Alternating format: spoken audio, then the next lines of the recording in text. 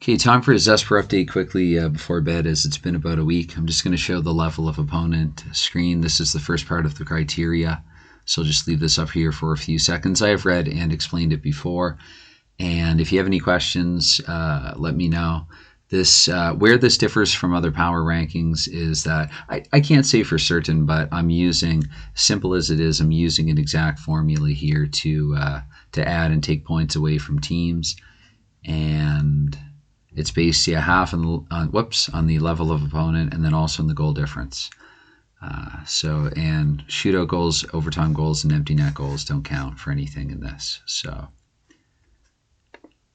And the teams as well, they can't, until they actually achieve a higher number of points or a lower number of points, they can neither exceed nor go below another team. That's probably pretty self-explanatory. Again, I'll just leave this up for a few seconds here to have a look at it.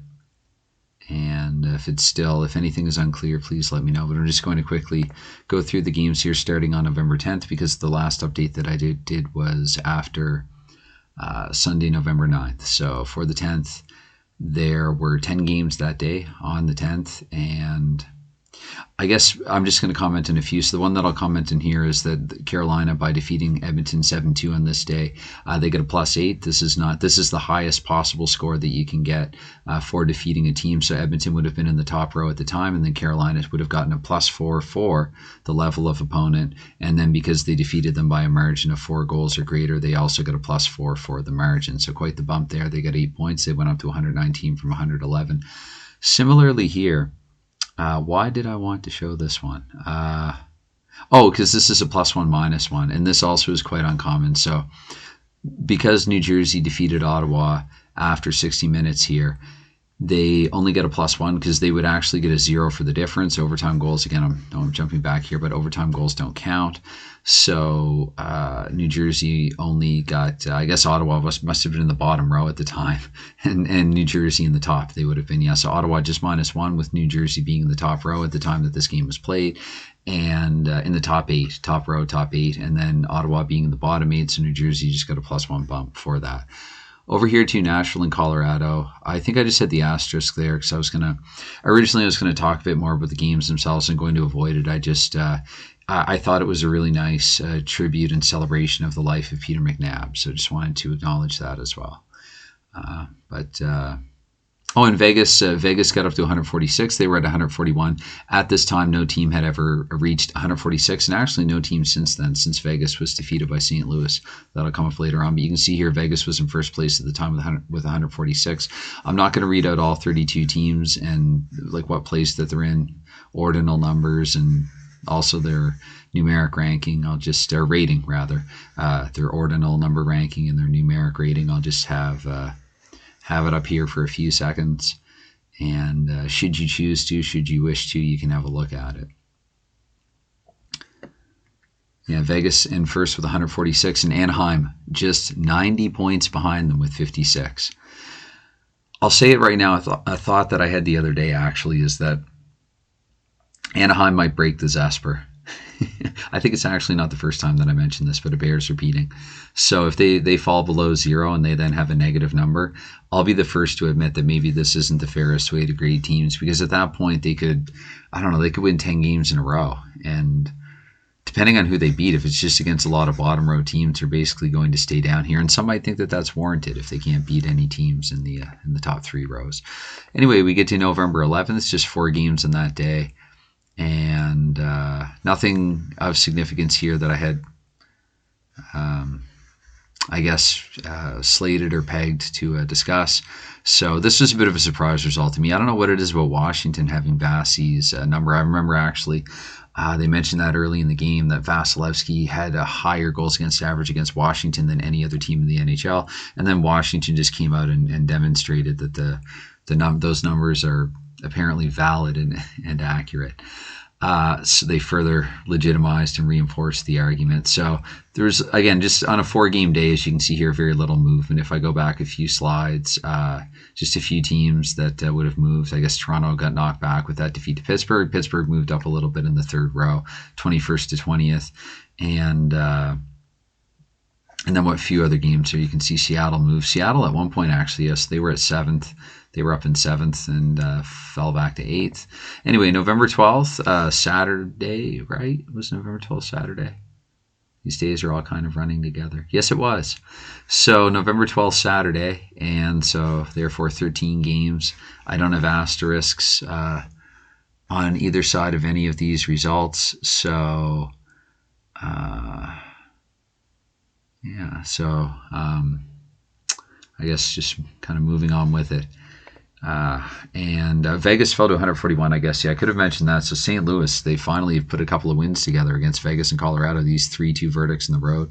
Looks like Binnington stole the ladder, stopping 45 of 47. But here you have Vegas in first with 141 points and Anaheim there with a paltry 51. So,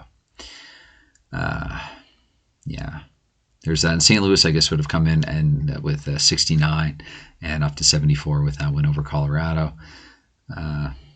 So no other big surprises here, though, or anything like that. Seattle fell to the row, I guess mainly because Carolina, if I'm not mistaken, Carolina moved up here with a win over, Colorado defeated Carolina. So 119, yeah, down to 115. So Carolina was already in the row.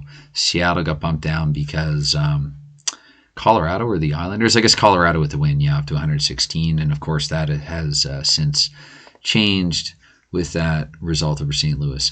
Boston by defeating Vancouver. Now, Vegas had fallen to 141, and so Boston, the reason why the asterisks are here is because with this win over Vancouver, Vancouver's in the bottom row, but Boston got a +1 for the margin and then a +2 for the difference. Of course, the -1 is a -1 empty net goal. So the +3 up to 142, that puts Boston in first. It's not the highest number of points that an NHL team has achieved or hit in the ZSPR. That still belongs to Vegas with 146. But right now with Vegas down to 141 and Boston at 142, they are back in first place where they were briefly earlier in the campaign. And they're third contender. And New Jersey is in third, so there's that. And Dallas, I've said so many times before, they are the ZSPR darlings. They know when to win and when to lose in this. And although with that being said, so November 14th we get to, is this not the... No, here it is, right? So Dallas, that's right, they've fallen to like 122, but with the big 6-1 win over Philadelphia, again, they just know how to stay on top. So will results like that ultimately break this? It remains to be seen. I did say off the top and off the hop that this is basically just going to be an experiment. So, yeah. November 14th, so I guess this brings us to our most recent. And again, it just got too late, got too tired, but yeah, Peter could... oh my goodness, I'm going to mess up his name. Kuchekov. Anyway, shout out here. Good for his sake. And St. Louis, again, rattling off another win there. So lose a bunch of games and then beat Vegas and Colorado back-to-back and play Gloria. It'd be funny, actually, if they were secretly doing that in the dressing room. Wouldn't blame them, wouldn't fault them for it. I don't think they should have stopped until it stopped working. So anyway... yeah, the Islanders, 113 points, so that puts them in the top row, where they flirted with it briefly. They're back in it. Calgary with 112 is knocking on the door again. Colorado's not fallen far from it. Seattle with 109. So Seattle, why are they? I thought they were at, 110. How did they get to 109 in the first? That's right, -1 defeat to Winnipeg here. This, what was it, Wheeler with 4 seconds to go, and then in overtime. So -1 for the overtime goal, but Seattle being the second row at the time, Winnipeg at a +3, Winnipeg being the top row, Seattle just with the -1. Again, I'm not going to go through every game individually, but just a few as examples that will hopefully illustrate how this works in case this is your first rodeo, your first go-round, your first look at something like this. So...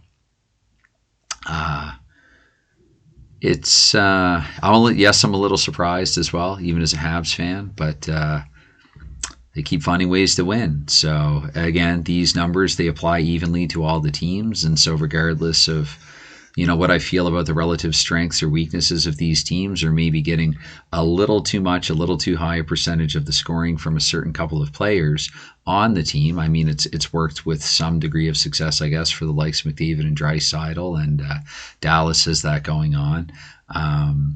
But that's not entirely true in Dallas's case, actually. They have Hintz, they have Pavelski, they have Robertson, they have some pretty good support scoring also. But